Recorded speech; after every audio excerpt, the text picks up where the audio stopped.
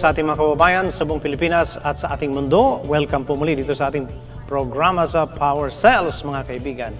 Ito po muli ang inyong gabay sa kalusugan. Daniel Serrano po, Dr. Ministry in Naturopathy.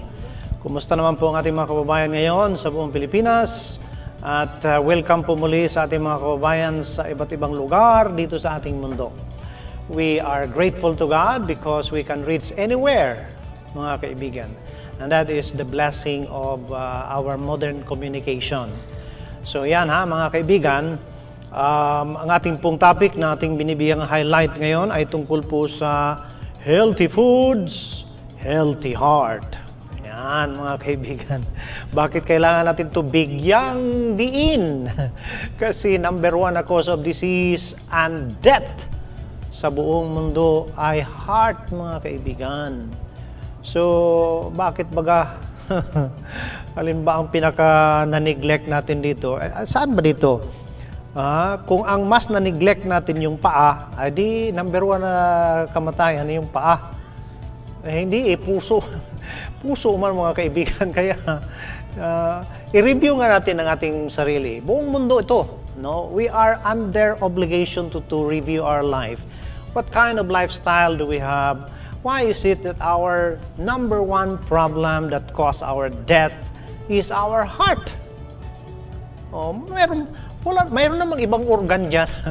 Bakit yung heart pa ang naging number one, mga kaibigan? So, I think, in reality, we cannot accept this. The society may ignore it, but kahit na i-ignore natin to, doon pa rin tayo pupunta eh. We cannot ignore it when we feel the pain and the agony. Di ba, mga kaibigan? So, ito, mga kaibigan, dito tayo. Ang ating bigyandaan ngayon, mga kaibigan, ito pong foods that are bad for your heart. Ito na, mga kaibigan. Hindi pa tayo mapupunta. Halos hindi tayo mapupunta doon sa mga good foods. Bakit? Ay mahirap naman hindi natin banggitin to. Kasi dito tayo, pinauulanan lagi ng masamang resulta sa ating puso. Kasi titingnan natin kung saan ba ang angle kung bakit ang ating puso nahihirapan. O, diba, mga kaibigan? Ayan, kita po ninyo, umiiyak na yung puso natin. Paano ba ganyan? Happy heart or lonely heart, mga kaibigan, di ba? Remember, when we are eating foods that are not good for our heart is very sad. No? Ang problema dito, we do not know that our heart are aching. We do not feel that our heart is in deep sorrow. All we know is we enjoy the pleasure of the drinks and the food we eat. Yun lang ang alam natin. So, I think we need to understand the cry of our heart. Cry na yan eh. Cry na yan, mga kaibigan. Umiiyak na ang puso, mga kaibigan. Meron pang awit, sinaktan mo ang puso ko. Ano ba yan? Yan, mga kaibigan. Ito po ang ating bigyandaan. Ano ba yung mga pagkain na bad for our heart? Now, ito ang ating itong ating research, mga kaibigan. Ito ay galing sa mga expert na talagang nagpakadalubhasa sila dito sa mga pagkain na nailink sa puso natin na naghihirap, mga kaibigan. Ayon po sa mga eksperto, eto na. Number one po dito na nabanggit yung mga high amounts of salt, sugar, mga kaibigan, saturated fats, and refined carbs, mga kaibigan. Yan po ang nabanggit, mga kaibigan. Now, ano po ang naidudulot niyan? It can raise our heart or the risk for heart attack and stroke. Yan po ang ayan po ang research, mga kaibigan. Yung puso, mga kaibigan. Ano yan? Sweet lang yan. Sugar, salt, and fat. Tatlong yan, mga kaibigan. So, ano ang maganda diyan? Huwag na po yan. Lalo na doon sa mga may high blood, taas ang blood pressure ba? Yan. Taas ang blood sugar. Kaibigan eh. Hindi na maganda yan eh. Tingnan mo anong nangyari sa puso. Yung puso. Masaya ba yung puso? Pag ang nguso, parang nagiging rainbow ba yung nguso? Ano yan? Hindi yan, masaya. Mga kaibigan. Pero kung yung nguso ay parang pahalang, pababa naman. Masaya yan mga kaibigan. So yan mga kaibigan. Ang isip, masaya. Ang bibig, masaya. Pero yung puso, hindi man masaya. Yan ang hindi maganda. Paradox yan. Parang kontra ba? You cannot understand. You are in trouble with your emotion. Why? Your heart is in a very sad condition while your tongue, your palate, lahat ng yun, yung mga nandyan yung sa tongue kasi yung mga panglasa natin, sa sweet, sour, and salty. Nandyan, nako, sobrang saya-saya niyan. Pero yung puso, malungkot. Ano ba yan? So yan, mga kaibigan, ang nangyayari. No? Hindi maganda, mga kaibigan. Ito naman, yung pangalawa dito. Yung pangalawa dito, mga kaibigan, ay bacon naman. Ignore, nagkamali lang yung title, mga kaibigan. Bacon! Ano ba ang nagagawa ng bacon? Ayan. More than half of bacon's calories come from saturated fat. More than half. Isipin po yun, mga kaibigan, ang calories ng bacon. Galing po yan sa taba. At anong klaseng taba? Saturated fats. Ano ang magagawa na yan? It can raise your low density lipoprotein. Ano yan? Cholesterol. LDL. Magtaas yan. Bakit? May inflammation.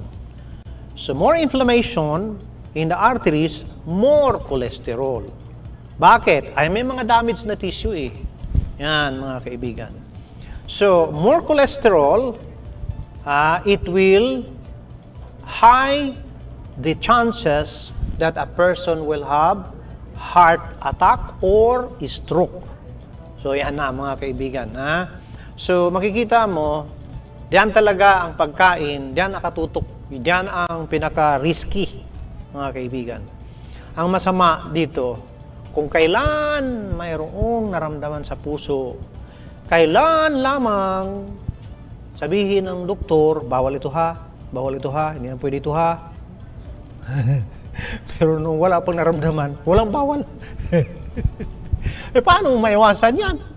Nandyan na. Di ba, mga kaibigan? So, try to review and visualize it. Is it right to know that it is not good when we are sick? Or is it right to know that these foods are bad before we are sick? Yan, mga kaibigan. Kasi yun ang mas maganda na timbang-timbangin natin.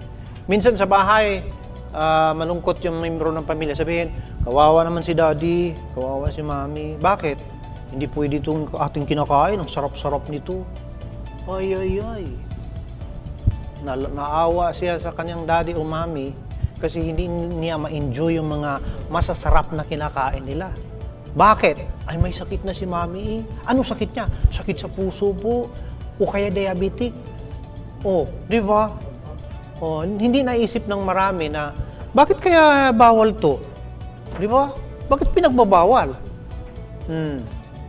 Kasi may sakit na nga eh. Kaya bakit nga? Kasi lalong maglala kapag kakain siya. Ayan. Ano palang ibig sabihin yan? Good ba yan or bad? Yan, mga kaibigan. Kung bad na yan kapag may sakit na, hindi natin maiwasan yan, mga kaibigan. Kaya, I think that kind of education is not good. The right kind of education is to know how bad it is and to avoid it before we are sick. I think that is the right education. I don't know if there is better than that, mga kaibigan. Mahal kaya ang ma-hospitalize. Hindi biro kaya yan. Mabuti kung pera lang ang mawala, pati buhay. ay mga kaibigan, hindi maganda, no? It's full of salt. Ano po? Madaming asin, madaming sodium, mga kaibigan, which bumps up your blood pressure and makes your heart work harder. So, anong mangyari sa puso? Hirap na hirap na. Oh, ayan, mga kaibigan. Kaya, think to have mag-swap ka na, no? Mag-swap na tayo. Ano yung isuswap natin? Yung mga bad food, iswap na natin doon sa good. Yan. Kailangan magkakaroon na ng transition period, mga kaibigan, sa buhay natin. There should be a change. Di ba, mga kaibigan? High amounts of sodium, ano yan? Mataas ang sodium, asin, o alat, can lead to stroke, heart disease, and heart failure. Yun, mga kaibigan. So, yan po ang hindi maganda. Bukod pa po diyan, yung bacon, ayon sa mga researchers na ito, may preservatives pa yan na nailink yan to these issues as well. Nailink yan doon sa mga problema sa heart at saka yung high risk na ma-stroke, mga kaibigan. So, bad talaga, no, mga kaibigan. Ayon sa mga researchers, bacon, no? Bacon sodium amount. How many? 1,717 milligram sodium yan.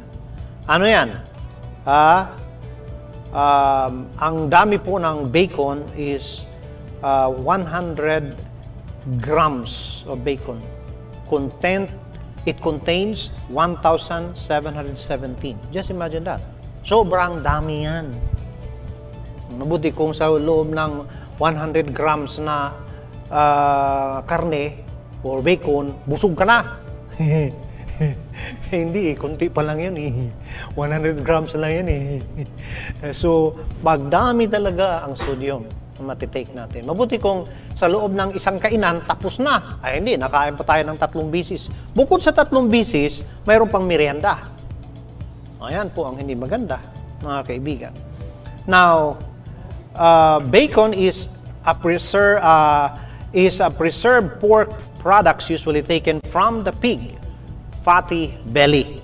Galing pala sa mga taba ng tiyan ng baboy yan, mga pangga, mga sir. Ano po ang maganda diyan? Ewan ko kung ano maganda. Masarap daw yan. Bacon is versatile and delicious. But it should be used as a flavoring agent because of its high sodium content. Yan, mga kaibigan, 1 ounce of bacon contains around 400 milligrams of sodium, a little less than 20% of your recommended daily allowance. Just imagine that, mga kaibigan. So, medyo hindi maganda, no, mga kaibigan? At yan ay hindi mabuti na situation, mga kaibigan. So yan, no? Importante po na mag-ingat tayo sa diet na yan kasi hindi maganda, mga kaibigan. Another thing is red meat. Ito na naman. Ating pong titingnan yan. Tingnan natin, kikilatisin natin to. Ayon po sa mga researchers, eating too much beef, lamb, and pork may raise your odds for heart disease and diabetes. Yan, mga kaibigan, ang mga research na ito. Bakit? High in saturated fats, which can really boost cholesterol. At ayon dito sa research, more recent studies found to how gut bacteria process a part of the meat called L-carnitine.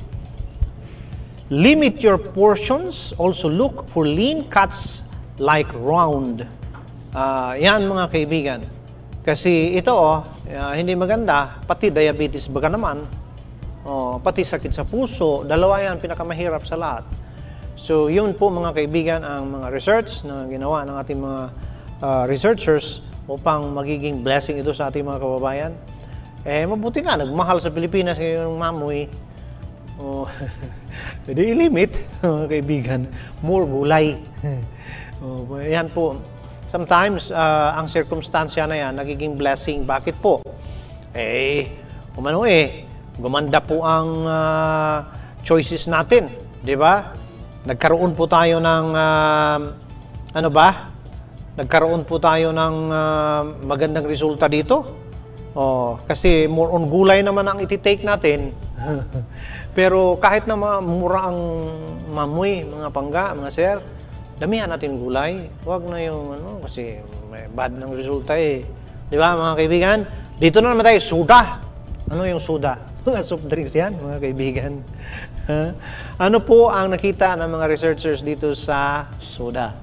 Having small amounts of added sugar isn't harmful, but a can of soda has more added sugar than experts recommend for a whole day. Just imagine, a can lang, isang buti, o ano bang tawag mo dyan? Lata.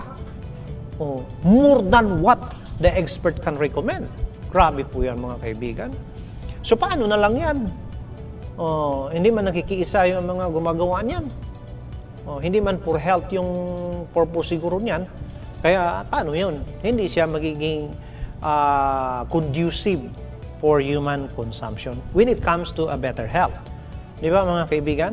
Soda drinkers tend to gain more weight and are more likely to be obese and have type 2 diabetes. Grabe po yan, mga kaibigan.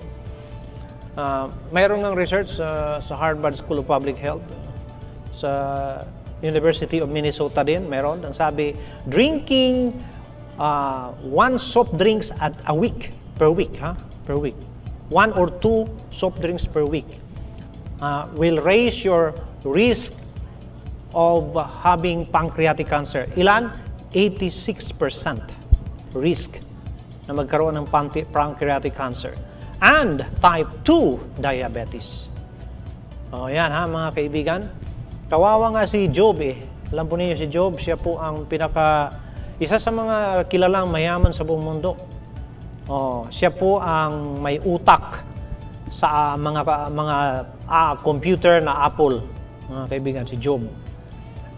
He was very much unfortunate. Bakit? Namatay po siya ng maaga. Anong dahilan?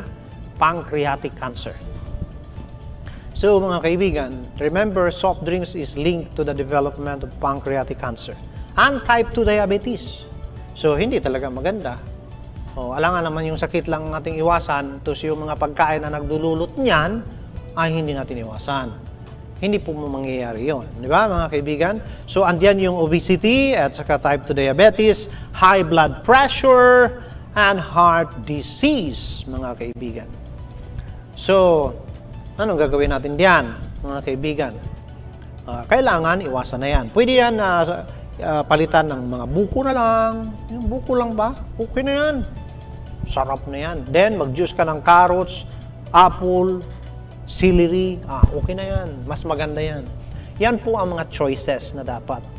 Kasi mahirap na, mga kaibigan. Yan man yung Kaya yung mga yan, pag sama-samahin yan na magsama-sama ba yan? Pahihirapan tayo. Wala talaga. Talagang hirap na hirap ang puso, mga kaibigan. Hindi po maging masaya siya. Di ba, mga kaibigan? Now, another here is baked goods. Ano naman yung baked goods? Mayroon nga kakausap ko ng mga pasyente. Ay, ano na lang kainin ko daw? Mabuti na, hindi lang nagtatanong yung mukha pa. Hindi na masaya talaga yun. Pero kung tingnan mo naman sa mga prutas, mga gulay, may mga gulay dyan na iba't iba ang kulay, mga prutas iba't ibang kulay, pagkadami niyan. Kaso lang, hindi yan ang, hindi tayo doon na-attract eh. Yan po ang dahilan. So, makikita natin mga choices tayo, di ba? Left and right. Ganyan, mga kaibigan, no? Kailangan lang talaga natin magkaroon tayo ng choice. Cookies, cakes, and muffins should be rare treats. They are typically loaded with added sugar, which leads to weight gain. They are also linked to higher triglyceride levels.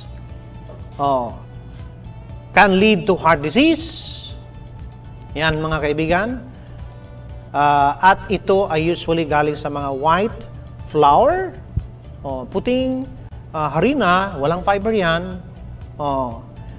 Pwedeng mag-spike yung blood sugar mo diyan at will make you more hungry. So the more you are hungry, the more you will eat.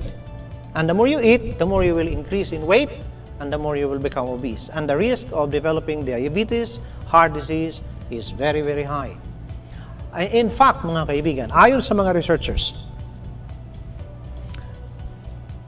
ang mas nagkakaroon po ng mga problema sa cardiovascular disease ay yung mga mahilig dito sa mga pagkain ito compared sa mga kumakain ng karne. Yan po ang ayon sa research, mga kaibigan. Ngayon, kung kumakain tayo yan, pati karne, yung mga nabanggit ngayon na, naku mga kaibigan, lalo na. So, these are very important for us to consider, mga kaibigan, lalo na kung birthday natin. Naku mga kaibigan naman, pasayain naman natin ang ating puso. O sabihin ngayon lang to, minsan lang ito, di naman to palagi, mag-enjoy lang ako. Anong gusto mo mag-enjoy? Yung puso mo, yung bibig? So yan mga kaibigan, ha? Pahisayain naman natin ang puso. Huwag na yung bibig, kasi yung bibig, spoiled masyado yung ating bibig eh. Mahirap pati mahindian. Bakit? Naku, spoiled na eh. Spoiled. Kawawa ang puso. Kasi hindi napapasundan yung gusto ng puso, ang laging napapasundan yung bibig. So we need to discipline our appetite, mga kaibigan. Deny it, mga kaibigan. And that is the best way for us to obtain a happy heart.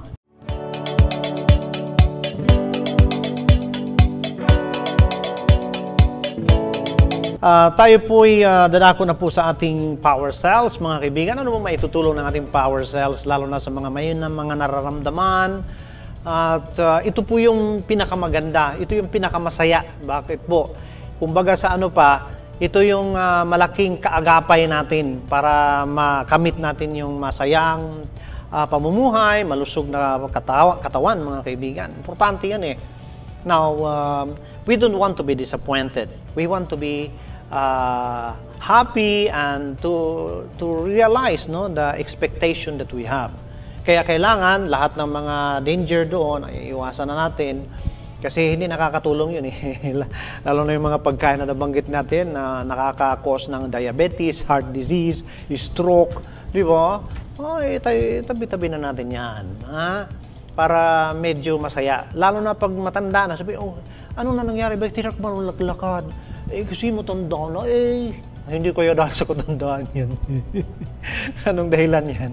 Nag-accumulate yung mga uric acid niyan. Lalo na kung mayroon tayong rheumatoid arthritis, ano po yan? Yan po ay autoimmune disease. Yung mga cartilage natin sa mga joints at saka elbow, ina-atake yan. Hindi maganda yan, mga kaibigan, ha? So, kailangan po natin ito. Now, mga kaibigan, ating bigyan daan ang power cells. Ano po may tutulong ng power cells, lalo na sa ating karamdaman? Now, ayon po sa mga researchers, mga kaibigan, ito ay galing po ito sa International Journal of Research in Pharmaceutical Sciences. Maganda po ito, mga kaibigan. Ayon po dito sa mga researchers, garlic has antibacterial activity against the pig pathogen. Wow! May pathogen pala yung pig, mga kaibigan. Ano mo yung pathogens, mga kaibigan? The main compound that is suggested to be responsible for this effect of garlic is volatile allyl methyl sulfide, or AMS, as a lead compound of volatile garlic metabolites. Garlic extracts was also effective against Streptococcus mutans, who when tested both in vitro and in vivo, as strep mutans is one of the primary etiological organisms in dental care's development. Garlic extracts mouth rinse might be used effectively in the prevention of dental care or caries.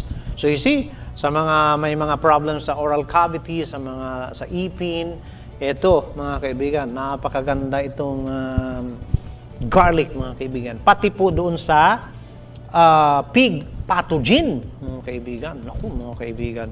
Alam po ninyo, mayroong parasite ang baboy na tinatawag na trichina. Trichina ay kahit pakuluan mo yan, hindi na mamatayan. At ang pinaka-eksperto niya, yung cyst. Marunong siya gumawa ng cyst. Kaya yung lamang baboy ba, yung karning baboy ba, yung mga bukol-bukol o sa Bisaya, lusay-lusay na nakikita natin doon, yun ang pinakabahay nila. Magaling sila gumawa niyan sa loob ng ating, sa loob ng lamang loob ng karning baboy. Now, pag kinain natin yun, ay di pasok sa ating katawan. Hindi man mamatay yun. Magaling man umilag yun kahit na nguyain mo hanggang durug na yung karning baboy. Hindi siya matamaan ng ipin natin. Kaya buhay na buhay. Paglunok natin, welcome na welcome sa loob. Kaya naging bahay ang ating katawan. So, kailangan natin ang allium sativum, garlic mga kaibigan, para mamatayan. At siyempre, iwasan natin kumain yan kasi mahirap baka makalusot pa rin. Tingnan po ninyo yung mga magagaling, yung mga matitinik na mga tulisan. Kaya dami pong mga matitinik dyan ay hindi, minsan nahuhuli, mailag masyado Kaya ganyan po. Ganon din po itong mga virulent, hostile na mga microorganism, mga kaibigan. One study showed that allicin from garlic has antifungal activity, particular against Candida albicans. Yan mga kaibigan, no? Ating nabanggit sa ating pagtatalakay dito na marami pong mga kababayan natin na nagkakaroon po nitong problema sa puso ba? No? Ano ba yung problema sa puso? Yung tinatawag na endocarditis. Ano yon? Nagkaroon ng infection sa puso dahil sa nakarating yung, ano po yung nakarating doon? Mga germs, bacteria, fungi, mga kaibigan. Kaya anong gagawin yan? Puksain natin yan, tuldukan natin yan. Anong gagawin? Mag-take time power cells. Kasi yun ang nakakatulong para maging healthy ang ating puso, mga kaibigan. So yan yan po ang research ng ating mga kababayan. Ang ating pong Power Cell Abra Capsule ay ma-avail po natin yan sa ating mga outlet tulad ng South Star Drug, Mercury Drug, Rose Pharmacy, Watson Pharmacy, the Generic Pharmacy, Brigada Pharmacy, at sa lahat ng ating Brigada and Health Center nationwide, mga kaibigan. Like and follow us on our Facebook page na Power Cells. At mag-subscribe po tayo, mga kaibigan, sa ating pong YouTube channel na Tanong Mo, Sagot ni Doc. Lalo na sa ating mga kababayan na busy, you can follow us sa ating YouTube channel, mga kaibigan. At according to topic po ang ating mga binibigay doon sa YouTube. And may this ministry reach you wherever you are, mga kaibigan. You can also share that to your loved ones, mga kaibigan. Sa muli, mga kaibigan, itong inyong gabay sa kalusugan, Daniel Serrano po, magsasabi sa inyo, eat your food as your medicine. Because it is very much sorrowful at the end. You will be eating your medicines like foods, mga kaibigan. It's really very bad. May God bless you.